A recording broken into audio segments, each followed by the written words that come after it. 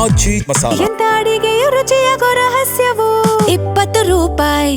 Chemical leak ಆಗಿ 3 ಕಾರ್ಮಿಕರು ದುರ್ಮರಣ ಕಂಡಿದ್ದಾರೆ. ಯಾದಗಿರಿಯ ಕಡೇಚೂರು ಬಾಡಿಯಾಳ ಕೈಗಾರಿಕಾ ಪ್ರದೇಶದಲ್ಲಿ ನಡೆದಿರುವಂತಹ ದುರ್ಘಟನೆ ಇದು. ಸಿಲ್ ಲ್ಯಾಬೋರೇಟರಿಯಲ್ಲಿ ಕೆಮಿಕಲ್ ಸ್ಕ್ರಬ್ಬರ್ ಲೀಕೇಜ್ನಿಂದಾಗಿ ಈ ದುರ್ಘಟನೆ ಸಂಭವಿಸಿದೆ. ಸಿಲ್ ಲ್ಯಾಬೋರೇಟರಿಯಲ್ಲಿ ನಡೆದಿರುವಂತಹ ಘಟನೆ ಇದು. ಕೆಮಿಕಲ್ ಸ್ಕ್ರಬ್ಬರ್ ಲೀಕೇಜ್ನಿಂದಾಗಿ ಈ ಘಟನೆ ಸಂಭವಿಸಿದೆ. ಕೆಮಿಕಲ್ ಕೆಟ್ಟ ವಾಸನೆಯಿಂದ ಉಸಿರುಗಟ್ಟಿ 3 ಕಾರ್ಮಿಕರು ಸಾವನ್ನಪ್ಪಿದ್ದಾರೆ.